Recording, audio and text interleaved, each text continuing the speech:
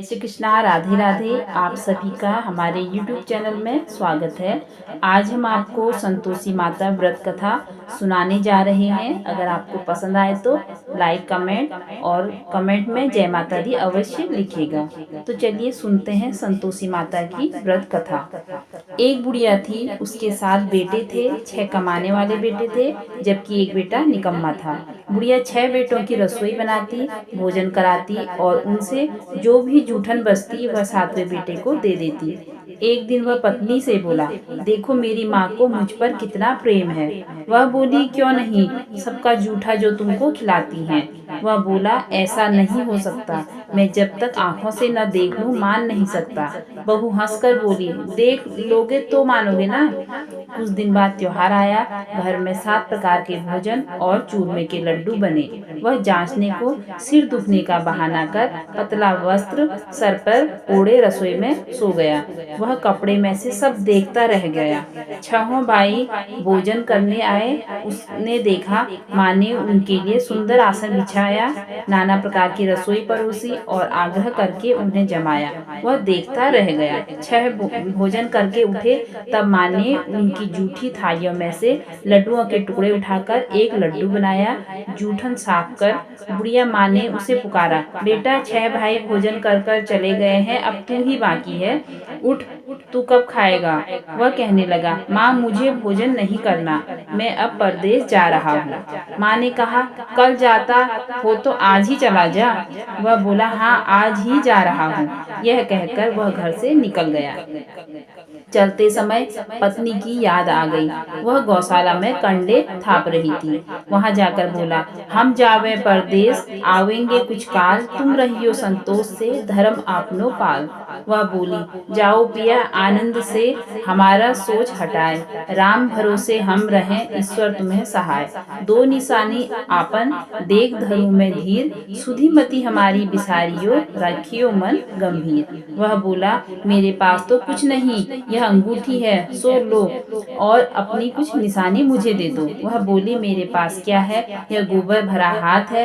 यह कहकर उसकी पीठ पर गोबर के हाथ की थाप मार दी। वह चल दिया। चलते चलते दूर देश पहुंचा। वहां एक साहूकार की दुकान थी। वहां जाकर कहने लगा, भाई मुझे नौकरी पर रख लो, साहूकार को जरूरत थी। बोला, रह जा। लड़के ने पूछा, तनख्वाह क्या दोगे। साहूकार ने कहा, काम देखकर दाम मिलेंगे। साहूकार की नौकरी मिली। वह सुबह 7 बजे से 10 बजे तक नौकरी बजाने लगा। कुछ दिनों में दुकान का सारा लेन देन, हिसाब किताब, ग्राहकों को माल बेचना, सारा काम करने लगा। साहूकार के 7-8 नौकर थे। वे सब चक्कर खाने लगे। यह तो बहुत होशियार बन गया। सेठ ने भी काम देखा और 3 महीने में ही उसे आधे मुनाफे का हिस्सेदार बना दिया।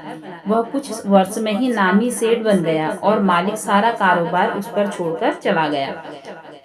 इधर उसकी पत्नी को सास ससुर दुख देने लगे। सारी गृहस्थी का काम करा के उसे लकड़ी लेने जंगल में भेजते। इस बीच घर के आटे से जो भूसी निकलती उसकी रोटी बनाकर रख दी जाती और फूटे नारियल की नारियली में पानी। एक दिन वह लकड़ी लेने जा रही थी। रास्ते में बहुत सी स्त्रियां संतोषी माता का व्रत करती दिखाई दी। वह वहां खड़ी होकर कथा सुनने लगी और पूछा, बहनों तुम किस देवता का व्रत करती हो और उसके करने से क्या फल मिलता है। यदि तुम इस व्रत का विधान मुझे समझाकर कहोगे तो मैं तुम्हारा बड़ा एहसान मानूंगी। तब उनमें से एक स्त्री बोली, सुनो, यह संतोषी माता का व्रत है। इसके करने से निर्धनता, दरिद्रता का नाश होता है और जो कुछ मन में कामना हो सब संतोषी माता की कृपा से पूरी होती है। जब उसने उससे व्रत की विधि पूछी, वह भक्तिहीन स्त्री बोली, 1.25 आने का गुड़ चना लेना, इच्छा हो तो 5.25 आने का लेना या 1.25 रुपये का भी सहूलियत के अनुसार लाना। बिना परेशानी और श्रद्धा व प्रेम से जितना भी बन पड़े सवाई लेना। प्रत्येक शुक्रवार को निराहार रहकर कथा सुनना। इसके बीच क्रम टूटे नहीं, लगातार नियम पालन करना। सुनने वाला कोई न मिले तो घी का दीपक जलाकर उसके आगे या जल के पात्र को सामने रखकर कथा कहना। जब कार्य सिद्ध न हो नियम का पालन करना और कार्य सिद्ध हो जाने पर व्रत का उद्यापन करना। यदि किसी के ग्रह खोटे भी हों तो माता वर्ष भर में कार्य सिद्ध करती है। 3 मास में माता फल पूरा करती है।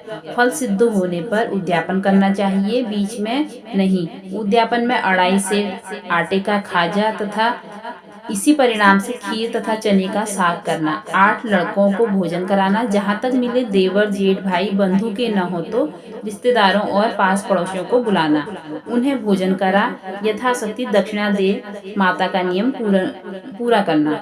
उस दिन घर में खटाई न खाना। यह सुन बुढ़िया के लड़के की बहू चल दी। रास्ते में लकड़ी के बोझ को बेच दिया और उन पैसों से गुड़ चना ले माता के व्रत की तैयारी कर आगे चली और सामने मंदिर में देखकर पूछने लगी, यह मंदिर किसका है? सब कहने लगे संतोषी माता का मंदिर है। यह सुनकर माता के मंदिर में जाकर चरणों में लौटने लगी। दीन हो विनती करने लगी, माँ मैं निपट अज्ञानी हूँ, व्रत के कुछ भी नियम नहीं जानती, मैं दुखी हूँ। हे माता जगत जननी, मेरा दुख दूर कर, मैं तेरी शरण में आई हूँ। माता को दया आई और शुक्रवार बीता कि दूसरे शुक्रवार को उसके पति का पत्र आया और तीसरे शुक्रवार को उसका भेजा हुआ पैसा आ पहुंचा। यह देख जेठ जेठानी मुंह सिकोड़ने लगे। लड़के ताने देने लगे, काकी के पास पत्र आने लगे, रुपया आने लगा, अब तो काकी की खातिर बढ़ेगी। बेचारी सरलता से कहती, भैया कागज आवे रुपया आवे, हम सब के लिए अच्छा है। ऐसा कहकर आंखों में आंसू भरकर संतोषी माता के मंदिर में आ मातेश्वरी के चरणों में गिरकर रोने लगी। माँ मैंने तुमसे पैसा कब मांगा है? मुझे पैसे से क्या काम है? मुझे तो अपने सुहाग से काम है। मैं तो अपने स्वामी के दर्शन मांगती हूँ। जब माता ने प्रसन्न होकर कहा, जा बेटी तेरा स्वामी आएगा, यह सुनकर खुशी से बावली होकर घर में जा काम करने लगी। अब संतोषी माँ विचार करने लगी, इस भोली पुत्री को मैंने कह तो दिया कि तेरा पति आएगा, लेकिन कैसे?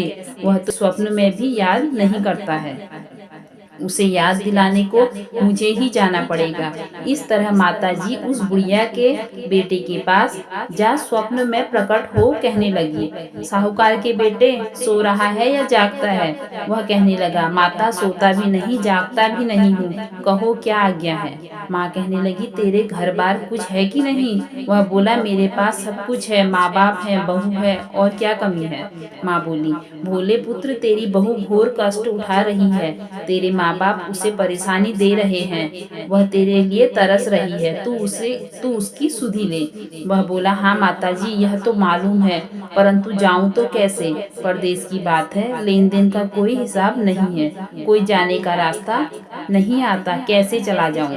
माँ कहने लगी, मेरी बात मान, सवेरे नहा धोकर संतोषी माता का नाम ले, घी का दीपक जलाकर दंडवत कर दुकान पर बैठ जा।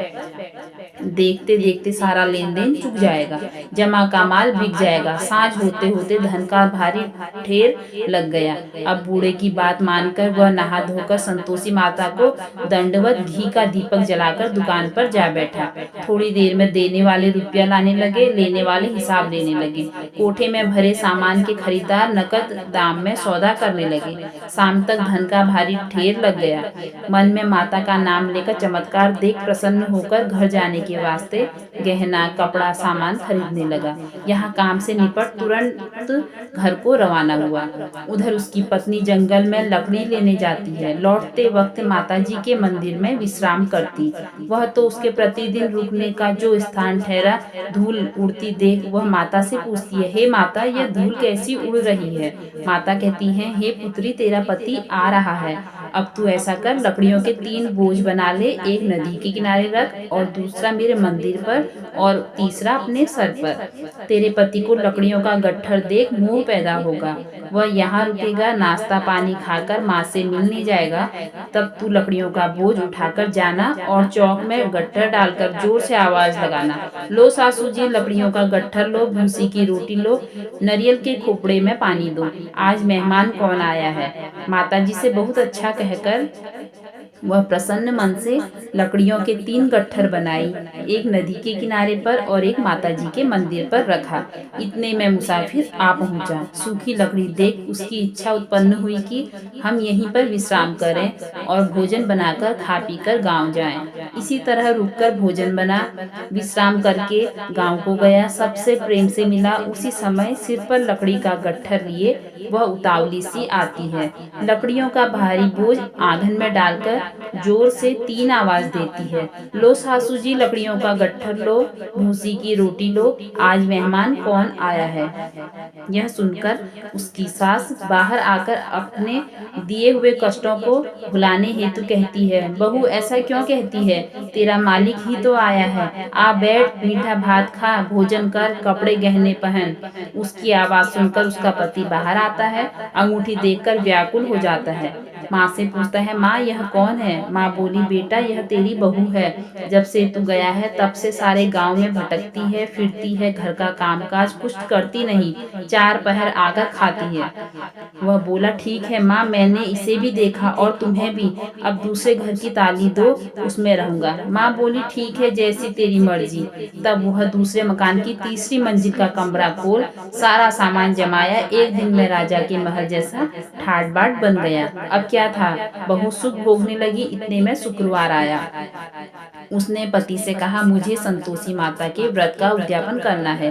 पति बोला, खुशी से कर लो। वह उद्यापन की तैयारी करने लगी, जिठानी के लड़कों को भोजन के लिए कहने गई। उन्होंने मंजूर किया, परंतु पीछे से जिठानी ने अपने बच्चों को सिखाया, देखो भोजन के समय खटाई मांगना, जिससे उसका उद्यापन पूरा न हो। लड़के जीमने आए, खीर खाना पेट भर खाया, परंतु बाद में खाते ही कहने लगे, हमें खटाई दो, खीर खाना हमको नहीं भाता, देखकर अरुचि होती है। वह कहने लगी, भाई खटाई किसी को नहीं दी जाएगी, यह तो संतोषी माता का प्रसाद है। लड़के उठ खड़े हुए, बोले, पैसा लाओ। भोली बहू कुछ जानती नहीं थी, उन्हें पैसे दे दिए। लड़के उसी समय हट करके इमली खटाई ले खाने लगे। यह देखकर बहू पर माताजी ने कोप किया।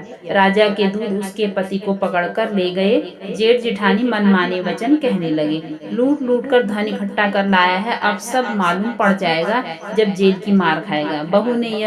बहू से यह वचन सहन नहीं हुए।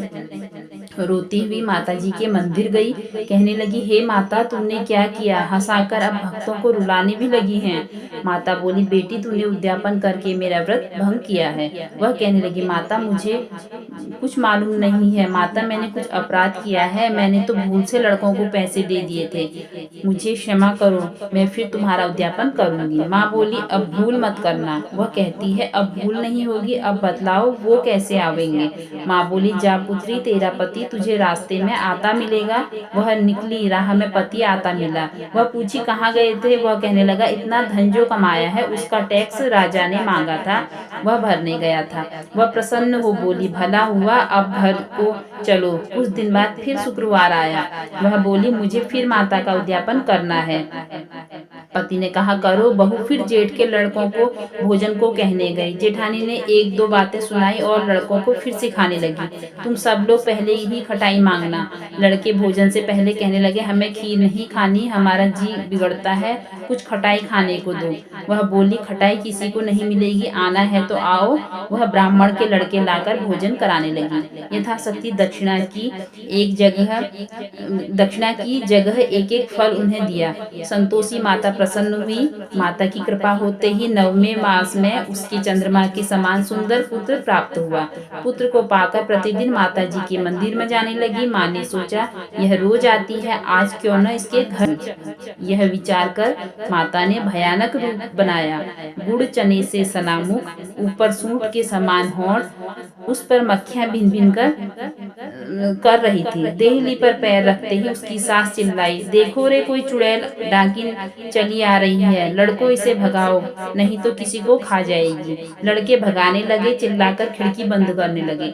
बहू रोशनदान में से देख रही थी, प्रसन्नता से पगली बंद चिल्लाने लगी, आज मेरी माता जी मेरे घर आई है। वह बच्चे को दूध पीने से हटाती है, इतने में सास का क्रोध फट जाता है। वह बोली, क्या उतावली हुई है, बच्चे को पटक दिया। इतने में माँ के प्रताप से लड़के नजर आने लगे। वह बोली, माँ, मैं जिसका व्रत करती हूँ यह संतोषी माता है। सबने माता जी के चरण पकड़ लिए और विनती कहने लगे, हे माता, हम मूर्ख हैं, अज्ञानी हैं, तुम्हारे व्रत की विधि हम नहीं जानते, व्रत भंग कर हमने बड़ा अपराध किया है। जग माता, आप हमारा अपराध क्षमा करो, इस प्रकार माता प्रसन्न हुई, बहू को प्रसन्न हो, जैसा फल दिया वैसा माता सबको दे, जो पड़े उसका मनोरथ पूर्ण हो। बोलो संतोषी माता की सदा ही जय हो।